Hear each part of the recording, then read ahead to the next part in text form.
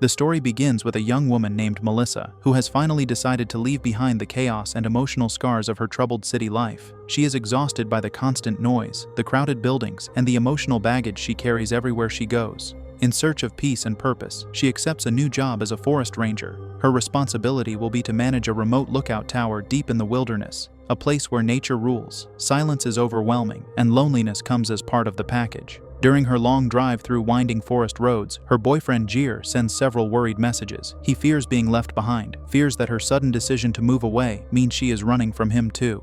Melissa sighs, trying to reassure him through short replies, but every message distracts her. For a few seconds, she takes her eyes off the road, and that is when she sees him, a man, standing in the middle of the forest road, completely still. Melissa gasps and slams the brakes. The vehicle jolts to a stop, and her heart pounds in her chest. She steps out, calling out to the man, but he is nowhere to be seen. The trees whisper with the wind, but the road is empty. As she walks back to her car, suddenly, he reappears behind her. Melissa jumps, startled. The man stands too close, saying nothing. She scolds him, warning that hunting season is over, but he remains unsettlingly silent. Then, in a soft, eerie voice, he says that Sam doesn't allow him to talk to her. Before she can even ask what he means, Sam emerges from the woods with another man at his side. He explains that his friend Skier was just keeping an eye on the area as a favor. Noticing the weapons they're carrying, Melissa asks if they're hunting, but Sam insists they're only scouting, claiming the weapons are for protection from dangerous people in the region. He reminds her that they aren't breaking any laws. Uneasy but without options, Melissa lets them go, asking them not to kill anything until next week. She drives deeper into the wilderness until she reaches a locked gate. While she moves out to open it, her car radio begins acting strangely, static, distortion, strange frequencies, but she doesn't notice. As she closes the gate behind her, a mysterious car speeds toward her from nowhere. It stops abruptly, the driver staring at her silently. The tension is thick, but Melissa decides not to engage. She hurries back to her car and drives away. Eventually, she reaches the lookout tower, where she meets Billy, a young ranger who seems frustrated and eager to leave. Even when she mentions her strange encounters on the road, Billy barely reacts. All he says is that Captain Edgewood hates excuses and that her job is simple: survive 1 month, don't lose her mind, and stay busy. He hints that strange things happen in the forest but refuses to explain. Before leaving, he warns that supplies arrive once a week, and then he drives off. Melissa climbs the tower. It is simple, dusty, isolated. The silence is overwhelming. She finds basic supplies but soon grows bored and begins organizing the tower. When she tries to check in via radio, she discovers it doesn't work. The generator is off. Flustered, she rushes outside to start it, loses track of time, and ends up sending in her first report late. Captain Edgewood responds with irritation, cutting her off when she tries to explain. Later, while writing her observation report through binoculars, a bird suddenly crashes into her window, startling her. Edgewood instructs her to bury it so predators won't gather near the tower. Melissa does as told, snapping a photo of the bird before burying it. Night falls. The forest becomes pitch black. While preparing dinner, she hears someone calling on the radio. Another ranger. He identifies himself as Roy. Blue Mountain Station. He asks her to switch frequencies so the boss won't overhear. Roy is warm, friendly, grateful to have someone to talk to. He shares stories about the solitude of being a ranger and explains that he's staying for 3 consecutive shifts because he loves the job. He asks Melissa if she's searching for something or running away. She doesn't understand, but he says there are 2 kinds of rangers: those looking for something and those hiding from something. Before she answers, Roy says they'll continue the discussion tomorrow. He wishes her good night.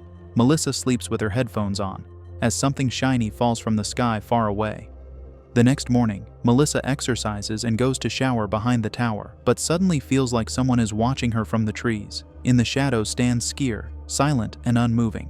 She quickly retreats to the tower. Using binoculars, she scans the forest, but sees nothing. She pushes the unease aside, completes her report, and decides to take a walk to clear her mind.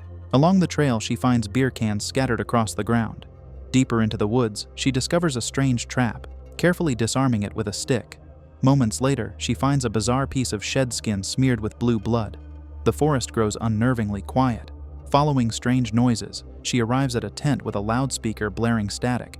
Inside the tent is nothing, but when she turns around, a woman stands silently behind her.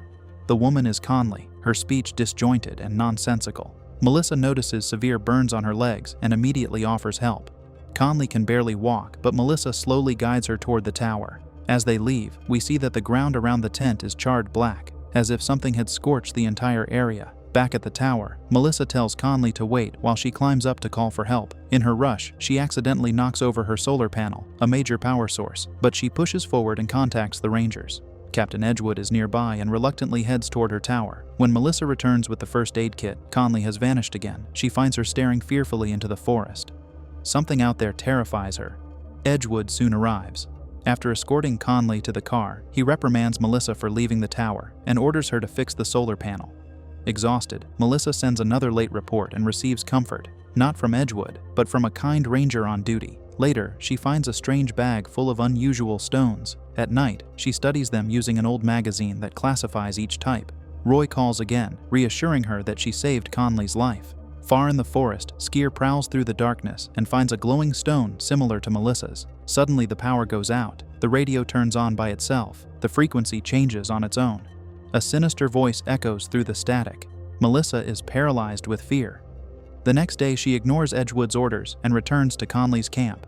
There she meets a camper who claims he saw nothing unusual during the storm.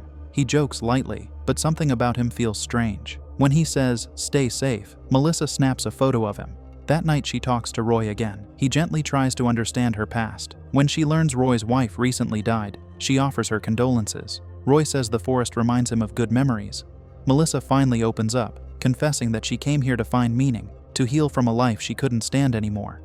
The next day, her fourth, Melissa returns to the forest. The mysterious man she saw earlier is there too. A monstrous, bone-rattling noise erupts through the woods. Melissa runs, but gets caught in a trap. The mysterious man rescues her, but she grows suspicious when he mentions the lookout tower despite her never telling him. He insists she did. When she backs away, he grows forceful. She pulls out bear spray, but it doesn't affect him at all. His eyes darken. He says she has something belonging to him. When he advances, Melissa sprays him again. Useless. Suddenly, Sam and Buck appear, threatening the man. They clearly know him. The man retreats, but vows this isn't over. Sam helps Melissa escape, but soon the man returns.